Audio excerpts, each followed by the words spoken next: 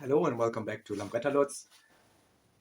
I hope you enjoyed the other parts by building a Chimera kit. In the last part you saw the journey of how to make a leak down test of just one side of the Chimera engine. And thank you for the comments. I want to answer to one comment. There was a concern that I was spraying even in the bearings area some soap water to see off the leakage. So no worries, and I explained it in a comment. First, the bearing was completely covered with grease. So from that side, it was protected. And then the other side, I'm not using 100% soap water. It has a percentage of oil in it as well. So it's like an emulsion. Similar that you are using if you are making drills in holes in metal and so on and so forth. And so no worries. I clean it up afterwards and everything is protected. But thank you for the comment. Normally you proceed this with two-stroke oil or gearbox oil. That is true. So anyhow, we want to step forward, and finally we can now coming to the second part to bring a one-barrel engine to a twin engine. So we will install the Mech housing side of the crankshaft. We will install the clamp. I show you we will have to put additional bearing on the fusing in the fusing housing here on this side. So all that I will want to show, and I hope in this part we also will manage to put the second barrel on it and making a leak down test then for the second part, so that you then can be sure that both barrels independently have a leak down test and are 100% secured. So I hope you will like this part, and thank you for watching. Now I will proceed. Before I install the crankshaft now, I will put again everything together with the modifications that I did in the last part, directly with silicone, also the inlet without any paper, only with silicone. Here I will make the other groove notch into it to have it better sealed. And when that is ready and get dried, we move directly to the crankshaft. So, like in the other part shown, I make now a notch into it to sandpaper a little bit down, but still the silicone will hold it and function like a liquid O-ring. Yeah, so it makes sealing even more successful.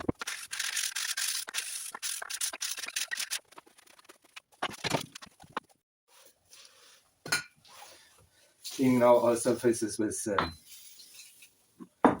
this brake cleaner or other cleaner. That is good. Also this surfaces.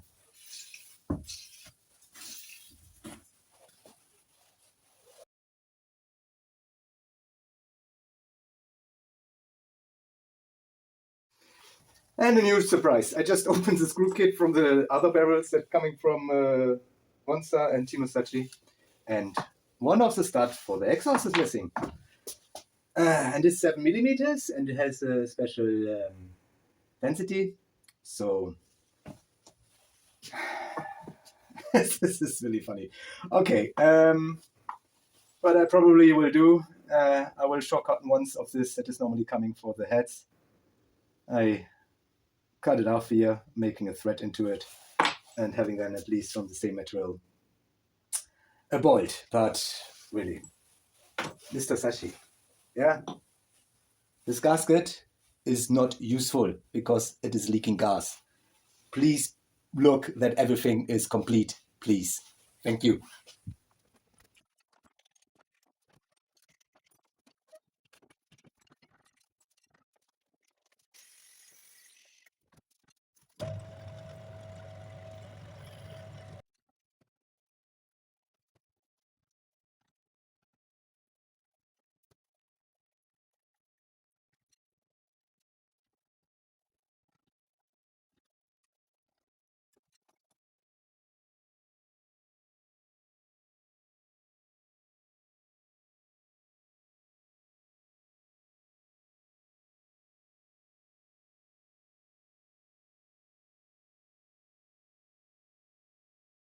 So after this short excursus how to make a stud that is not in a package that should be, and I have to point it out again, I will continue with the other stuff.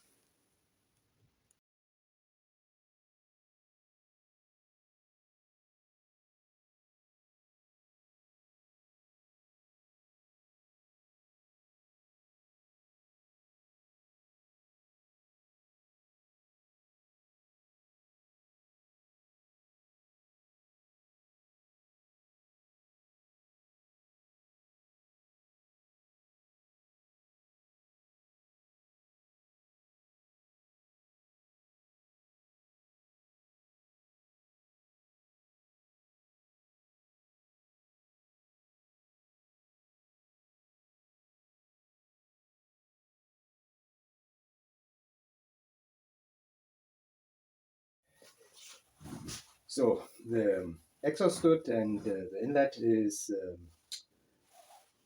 fit and can now, while I'm preparing the rest of the engine dry, you may wondering why I just putting two fixing rods. That is because of the design of the monster. It is designed for being a right-hand barrel, and that the inlet is going to the right side as well. But here, this one we're using for the left side, so we're turning the inlet stud. That is just a free design, and therefore there is no thread. For a standard TS1 barrel is different because it has four. You can change as you want. So that is the advantage of the TS1 barrel. Otherwise, I will show you later in the progress when we have this plug and play setup. I show you a modification, how to do it and what I'm doing, and how we then have back even 4 bolts to fixing. So, but that will come in the upgoing part somewhere as a special. So that is now done for now. Now we're preparing and going finally to the integration of the twin crankshaft. We're coming now to the probably most exciting thing by building a twin, and probably many people from you building the first twin ever. A central element beside of the fusing housing is the slave and the clamp, who's actually transporting the force and making this crankshaft to a twin crankshaft. So the woodroof keys are holding the position of this 180 degrees offset. They are tight, but they should not be so tight by installing that everything that you have to use a hammer. So it's still a crankshaft, and on a crankshaft the hammer has nothing to do. So what I probably did in the past and was the best way for me, I always positioned the woodroof case already in the clamp, very down, so that you can see that they are completely down. Sometimes you need to have some rework or pressing, but don't use force. Looking where it's not sitting, so they have to sit tight and on both ways, not standing over. So the second thing is, as you have a clamp, please control in these screws, they are not locks. So that are the special, and I will show you shortly.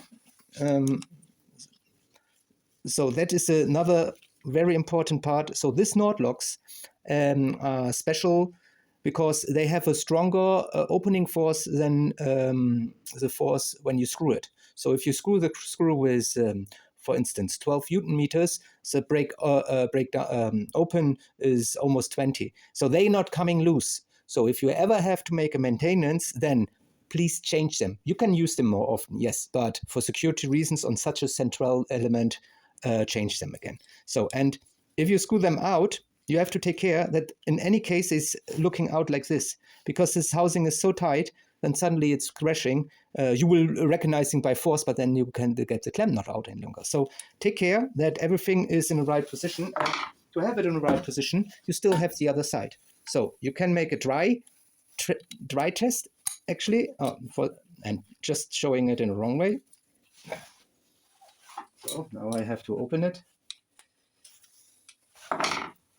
So this fillet has to show in the direction of the flywheel side. So it has to go like this. And if you see, if there is some strange strands, so consider it so long as it would go in an easy way. And then here, if you have it on, you see if screws are maybe looking outside. I will put this a little bit more in so that I have a secure putting in of this clamp. Yeah. So tight, yes, but not wrong. So for instance, this one is far too much out. And I will double check if I still can put it on. No, now it's too tight. Still.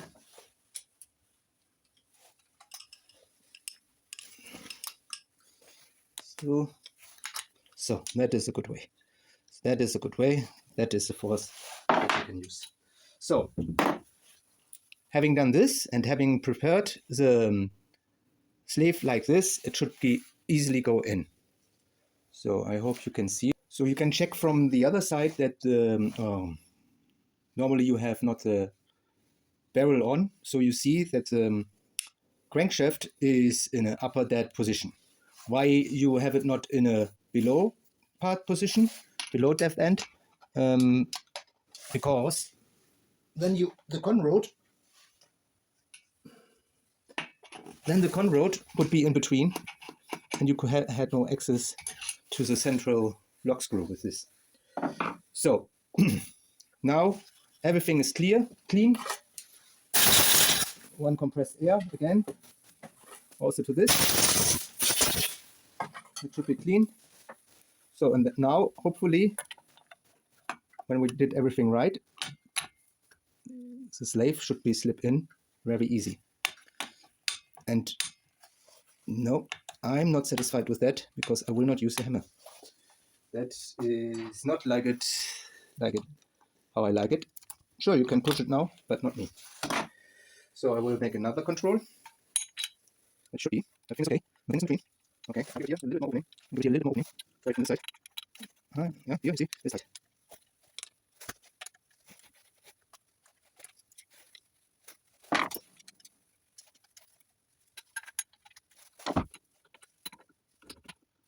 So now, even it took a little bit longer, it should slip.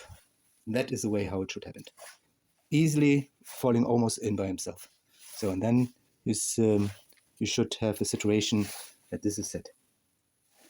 Okay, so take your time. It's a relevant part and a significant part. And now there are two parts that are still coming in this case now. You can make a try to put it in, just to get a feeling how it would be. So you have now, when you do it especially for the first time, so you have the other in the upway direction, and you see it should slip without any force. Without any force, that is necessary. Yeah. So force is not necessary if everything is clear. So now maybe we have the situation. No, even the clamp stays. So that is a perfect situation to build both together, because now, and again I will use compressed air, we have to put the bearing that is still in the freezer. So I will get it. So the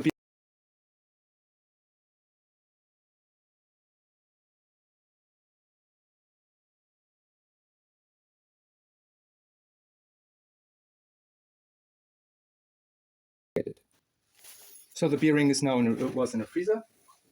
So I will clean the surface with brake cleaner again. So, and it should fit with this cold without any heating into it, but it doesn't. That is okay. So I will warm up the housing a little bit to have a better installing situation. So warming up the housing a little bit should be now bring this to a better solution. It is fitting. So as always, a universal from the mounting puller. So a few pushes should be enough to bring it in.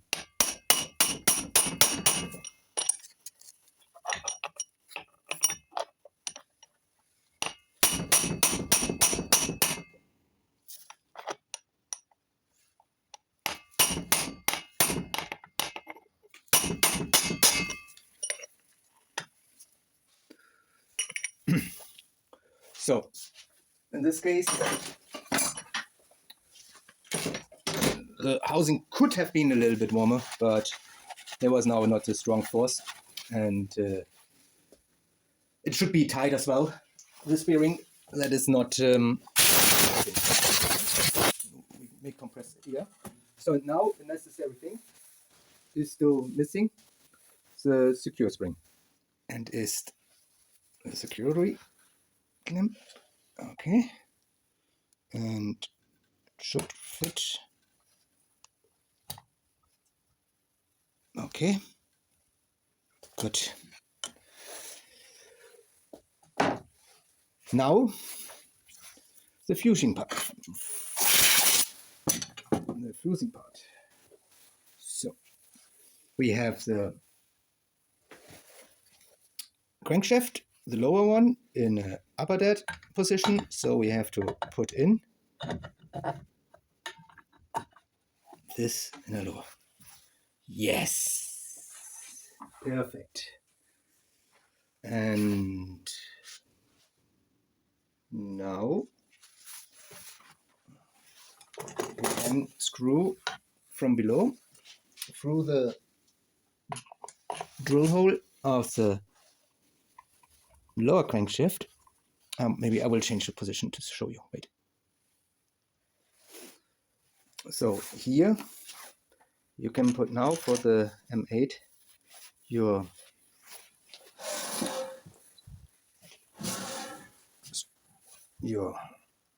tool, and okay, and should be recognizing.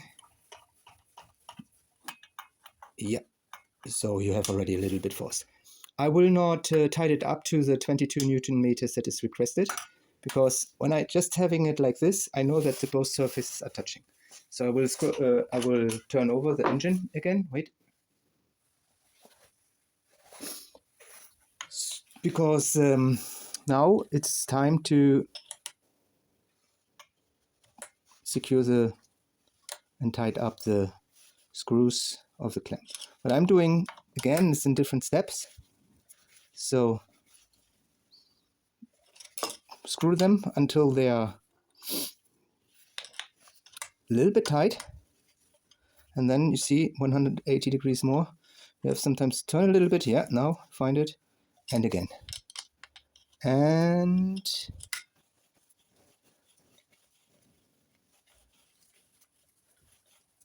again.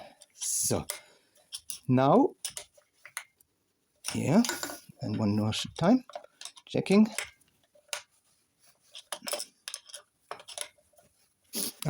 Maybe interesting for you to see. So these are the maintenance holes, and here you can go through to have then the screws tight. They should be tightened up in the end with about 12 Newton meters, I guess. So accordingly to the manual, 12 Newton meters. So, and it's done.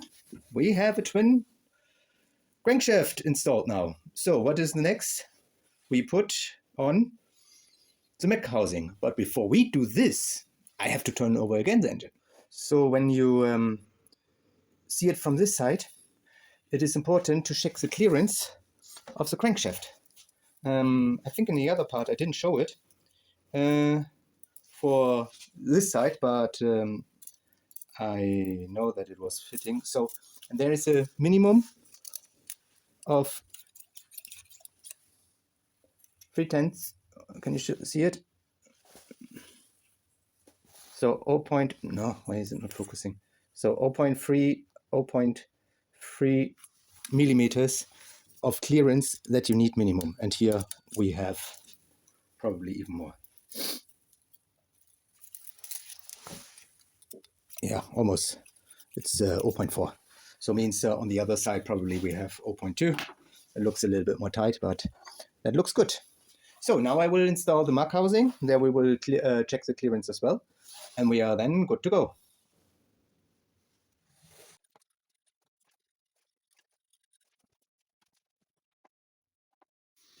One thing you have here, like here, stud that you have to put in 30 millimeters to have then the Mech housing connection.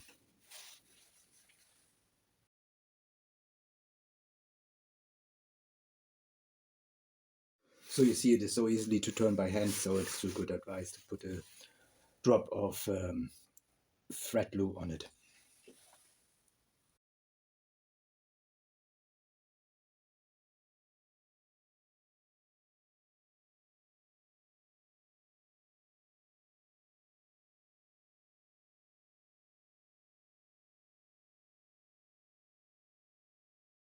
I will put on all 6 screws without installing the ignition system, because for that I want to make another part, and therefore you see me now to fixing all 6 nuts.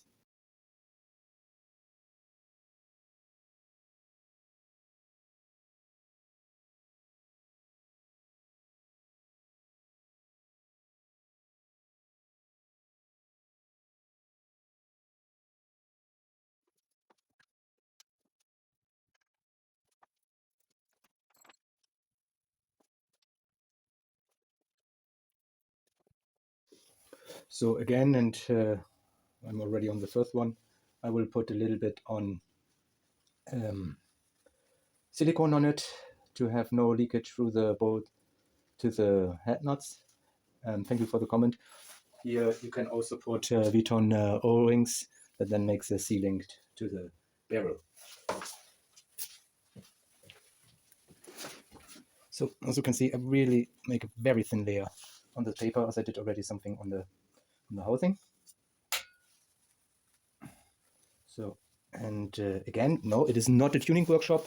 How to make transfers now bigger and better. It is a Chimera plug and play monster tutorial, and the tuning of it that will come then in other parts.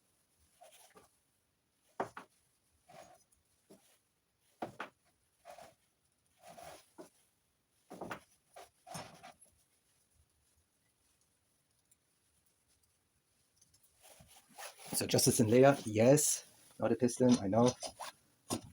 The purpose is to show here a leak down test, and I have to get off the barrels anyway for another thing. So therefore, I just show you that you can perform leak down test after the leak down test, and you don't have to do it this way.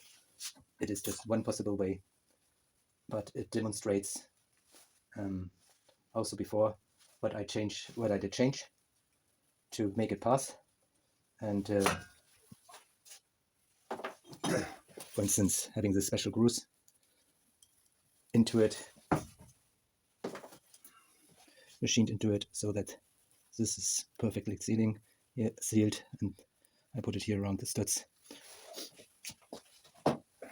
And even there is no piston or no consumption really working. I put it like this to have your first look and feel how it looks like. Sexy, or I really like it. I really thank Federico from Scooter the Fero for his passion and for his endless development work to provide all of us such a kit. Thank you, Federico.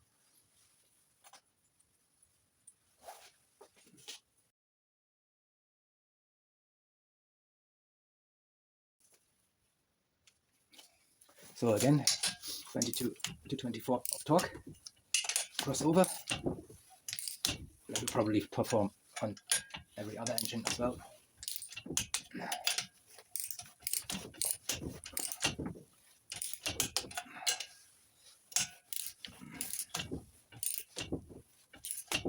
Okay.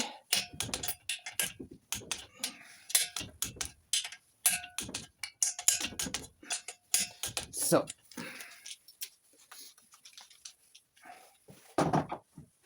quick and not dirty installation to have a quick dig down test. I will put now already the things on. I will give it a rest for some moments, so that that the silicone can binding, and then hopefully in this part we will have a successful closing with a leak down test and integration. By the way, important, I didn't forget the O-ring when I connected. I mentioned that in the part before, but not here. Here there is the O-ring, and well, give it some time to rest.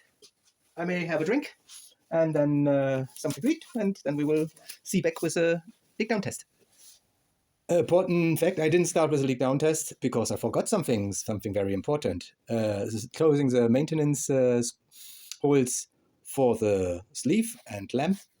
That has to be done as well before, and I will show you that. In the kit, you will find this very important screws with this very tiny O-rings and the caps that are coming finally here on the top to protect that dust and other things contaminate this hole that you cannot screw them out any longer.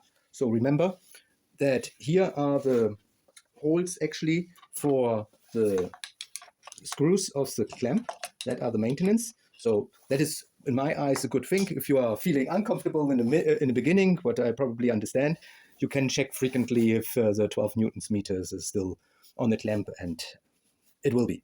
So this housing is now separated with this double lip O-ring that is sitting inside.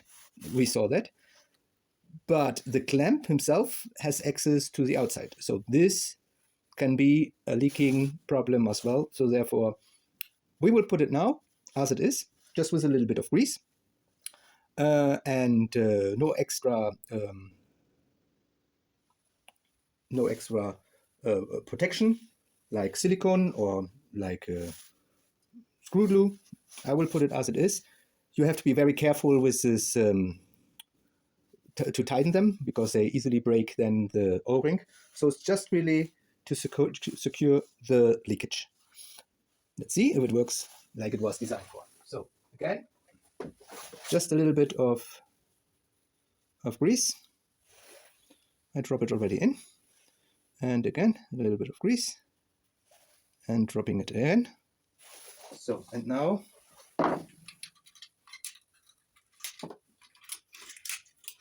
with a suitable tool, you put it in and carefully screw it in.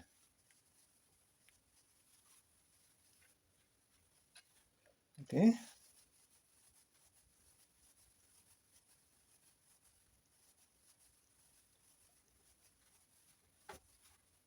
Okay. So I even have a shortener tool to have just the feeling that I've not over tightened them.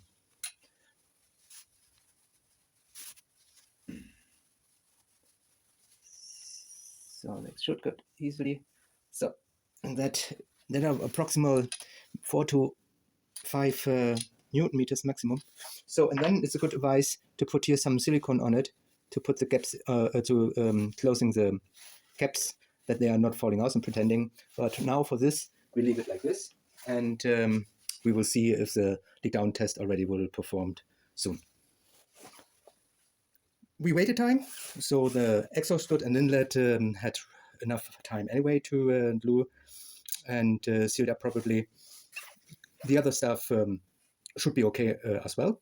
So heads and everything are installed. And now let's see if we can perform the leak down test in the first place. Okay, looking good. Yeah, looking good. And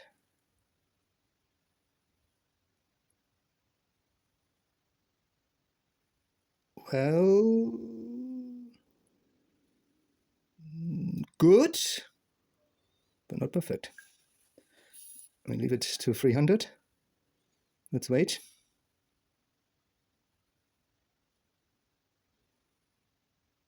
No, we have still something. So we are now down. Okay, so where can it be? That is a very small leakage, and I have already a guess. No, okay. As I expected. So you see, that is a little leakage. I don't have to spray the other areas with this small leak, with this small drop. That is a leakage. So I will screw it out. We'll check if then the O-ring is still okay, and then I will put it back with silicone.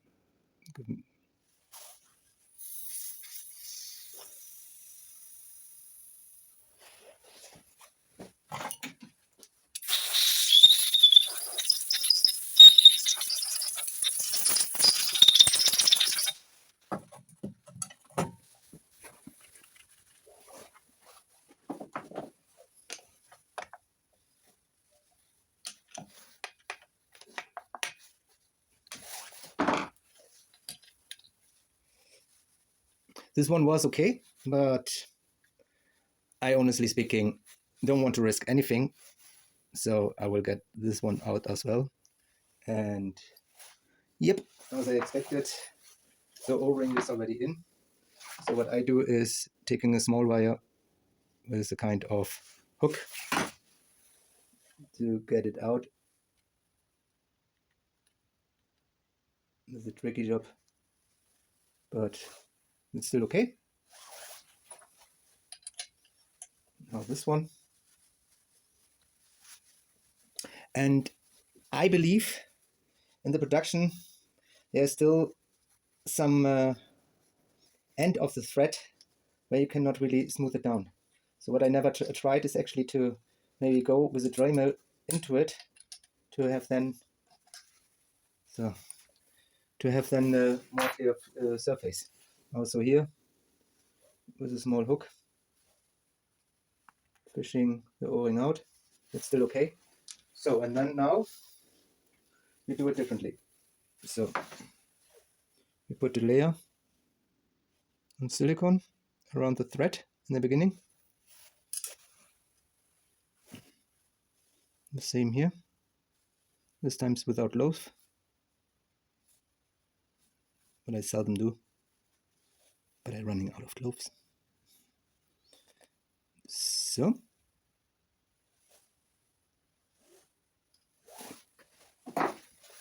cleaning up the fingers, putting the O-ring over it. Okay, and inside, and putting the O-ring over it and inside.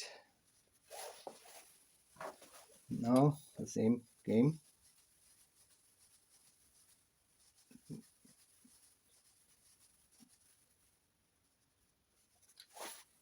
Not too tight. You can tighten up when you make the leak down if you think there is still a failure. This side was good. Just this one. You feel in a different way. So. Normally I'm patient enough, but now I will see if this already did bring the improvement.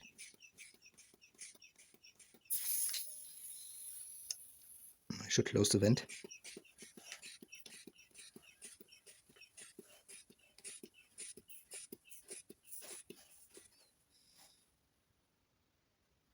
It looks better, yeah? Free.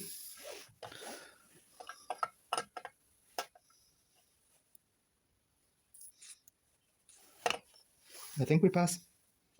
Yeah, it looks good, looks good. So, give it a spray. This was not a problem anyway. We are done. No movement, leak down passed, successful part. I'm happy. Hopefully you are happy as well. And now we can step forward with the rest. Exciting parts are in front of us.